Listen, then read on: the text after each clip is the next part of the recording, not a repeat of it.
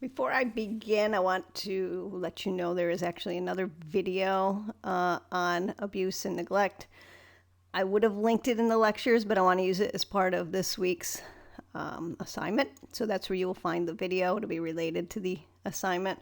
But it also discusses child abuse and neglect and goes into the issue a bit further and has actual individuals speak about their experience. So we are going to talk about to what extent does child abuse and or neglect of a child cause delinquent behavior. Before we can answer that question, we have to answer what is or constitutes child abuse and what constitutes neglect and who decides what is abuse or neglect. Let's talk a little history. Maltreatment of children has occurred throughout history. And the first known case in the United States was in 1874 involving a Mary Ellen Wilson. And she was an American whose case of child abuse led to the creation of the New York Society for the Prevention of Cruelty to Children. At the age of 8, she was severely abused by her foster parents, Francis and Mary Connolly. Because she was assisted by Henry Berg, who was then the head of the American Society for the Prevention of Cruelty to Animals, some sources incorrectly state that statutes against the laws, meaning statutes against cruelty to animals, had to be used to remove her from her home, but that's false. They actually used proper court channels relative to her being pulled from her home. But hers was the first documented case of child abuse in the U.S. How it started was one of the concerned neighbors from their apartment complex asked Etta Wheeler, who was a Methodist missionary who worked in the area, to check in on the child. Under the pretext of asking Miss Connolly for help in caring for Connolly's new neighbor, the chronically ill and home Mary Smith, Wheeler gained access to the Connolly's apartment and witnessed Mary Ellen's state for herself. When Miss Wheeler saw evidence of severe physical abuse, malnutrition, and neglect, and one note that she made was that she was barefoot in December, for example, Wheeler began to research legal options to redress the abuse and protect the young child. After finding the local authorities reluctant to act upon the current child cruelty laws currently in place, Wheeler turned to a local advocate for the animal humane movement and the founder, who later founded the American Society for the Prevention of Cruelty to Animals, Henry Berg. With the help of the neighbor's testimony, Wheeler's testimony, and Berg, they removed Mary Ellen from the Connolly home using the court system.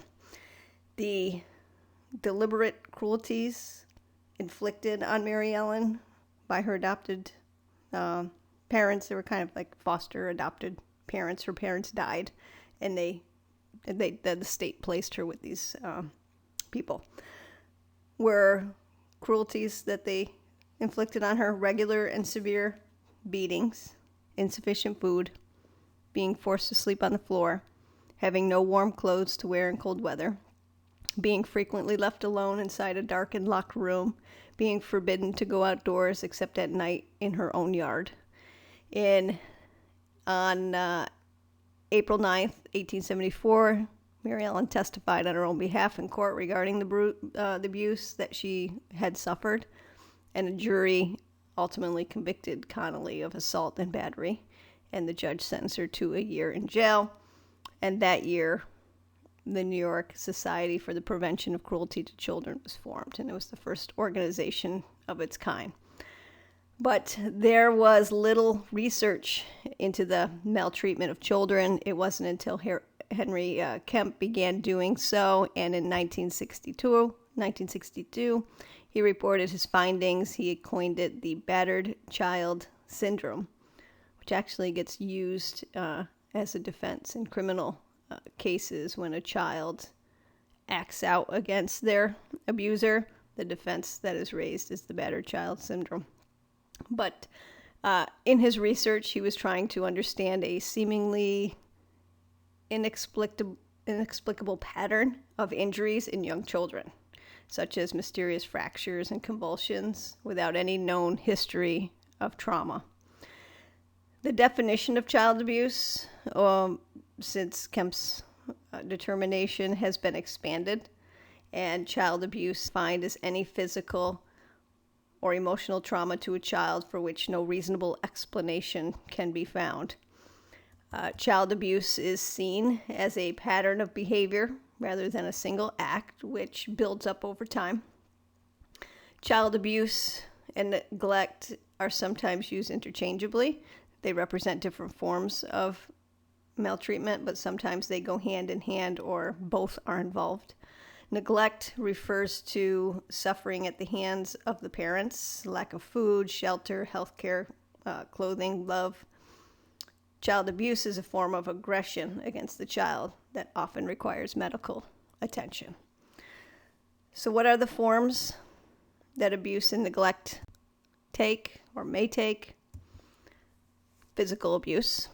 Some examples: throwing, shooting, stabbing, burning, drowning, suffocating, biting, and deliberately disfiguring a child. An example is shaken baby syndrome. Shaken baby syndrome is also known as the shaken impact syndrome, is a serious form of abuse that's inflicted upon a child that usually occurs when a parent or other caregiver shakes a baby out of anger or frustration, often because the baby will not stop crying. Babies have a weak neck, have weak neck muscles that cannot fully support their head. They have larger heads. Severe shaking causes the baby's head to move violently back and forth, resulting in serious and sometimes fatal brain injury. These forces are exaggerated if the shaking is interrupted by the baby's head hitting a surface. Another form is physical neglect. Parental failure to provide adequate food, shelter, medical care, proper clothing sometimes falls in this. It's not on the list here, but I have seen it up here. But it's very subjective. I represented a woman who was arrested for endangering the welfare of a child because the child was wearing a windbreaker type coat in winter or colder weather versus a much warmer coat. It can be very subjective, and our endangering of the welfare criminal statute is very, very broad. But nonetheless, it has fallen under the category of neglect. The other thing is their failure to protect the child from physical abuse. If that's in a situation where you have a step-parent, and that step-parent is physically abusing the child, and the natural parent knows, they have to do something. If they don't do something, they can be subjected to criminal charges or having the child removed from their care. Emotional abuse, inadequate nurturing and attention to a child's emotional development, lack of concern about adaptive behaviors. Abandonment. Actually, I just flipped those, didn't I? Emotional abuse is constant criticism and rejection of a child. This is harder to establish in a court. It usually goes along with one of the other ones. It's not something that comes to court on its own. Emotional neglect is where I jumped the gun. This is the inadequate nurturing and attention to a child's emotional development, lack of concern about maladaptive behavior. Abandonment. Parents leave their children with the intention of severing the parent-child relationship. That's technically the definition for abandonment. The law actually goes a little further in discussing it, because what happens is they leave a child with a grandparent for 5 years and disappear, and then the grandparent tries to get custody or adopt the child as their own, and the parent comes back and says, well, I didn't intend to sever my relationship. And then they have to show, in fact, how was it that they didn't. But that one's a little trickier to show unless they've completely signed off. You hear the term signed off rights, and we'll talk about termination of parental rights in a little bit. Sexual abuse. exploitation of children through rape, incest, or molestation by parents, family members, friends, or legal guardians. And this can range of acts, and it can take the forms of including physical and non-physical type behaviors. Examples of physical behaviors would be touching a child for sexual pleasure or, some other necessary reason. Forcing a child to touch somebody else. Putting objects or body parts inside vagina or the mouth or anus of a child for sexual pleasure or other unnecessary reason. Some non-physical behaviors: exposing a child to pornography, encouraging a child to perform sexual acts, exposing a person's private parts, genitals, to a child, performing sexual acts in a child's presence, photographing a child in sexual poses, watching a child undress or use the bathroom, often without the child's knowledge, using computers, cell phones, or social media outlets to make, sexual overtures or expose the child. All of those things and more, those are some examples, would constitute sexual abuse. The effects of abuse. Mental health and delinquency experts have found that abused kids experience mental and social problems across their lifespan. Ranges from substance abuse to a spectrum of personality disorders. Those who suffered sexual abuse or adolescents who are victims of sexual abuse are particularly at risk for stress and anxiety. The effect of abuse on delinquency is readily explained by the leading delinquency theories. Abuse is a major type of strain, and the child may turn to delinquency in an effort to end or reduce the abuse, i.e. they might run away from home. They might assault the abuser. They seek revenge against the abuser or related targets, or manage the negative feelings that result from the abuse, perhaps through drug use. A social learning theorist would argue that abuse increases the likelihood of delinquency since it implicitly teaches the child to run away from parents and increase the likelihood of association with delinquent peers. A control theorist would argue that abuse decreases all four types of control. Abused juveniles may avoid parents, reducing direct control. Abused juveniles may also experience problems at school, further reducing their stake in conformity. And the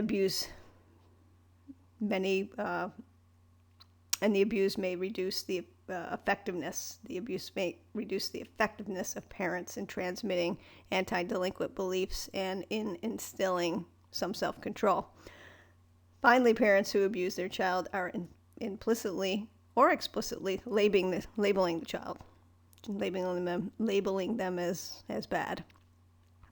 So it is important to emphasize, however, that most abused individuals do not become serious delinquents. It appears that many children are able to escape at least some of the negative consequences of abuse, but this is still being investigated by researchers.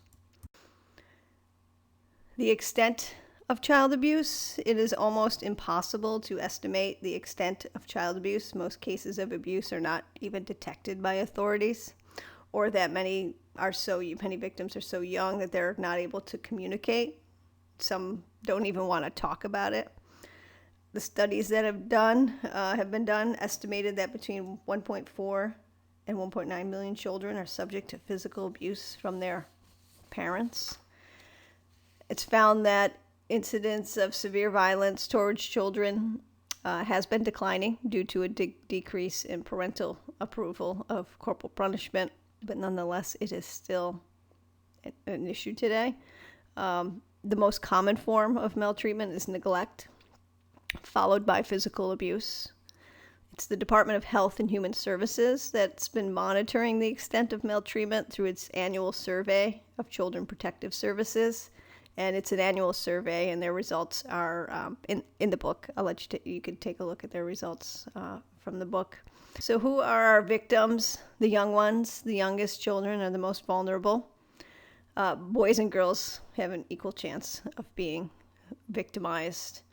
And, as you can see, 4 out of 5 victims were maltreated by a parent, either acting alone or with somebody else. And 9% of maltreated children are subjected to sexual abuse. What causes child abuse and neglect? Maltreatment of children is a complex problem with neither a single cause nor a single solution. Some factors associated with child abuse: parents who themselves have suffered from abuse. The presence of an unrelated adult increases the risk of abuse. Isolated and alienated families tend to become abusive. Other causes is substance abuse, including alcohol use, step-parents and abuse, social class and abuse. All of those play a role, solo or even overlapped among themselves. The video that you'll see in this week's assignment, it's about 30 minutes long. It goes into detail, studies of child abuse, but also includes stories of young adults who are physically and sexually abused and their stories. So that's integrated as part of this discussion as well. And I'll ask you to write your thoughts and opinions with regards to that. So the last topic of this section is going to be talking about the actual child protection system in this country.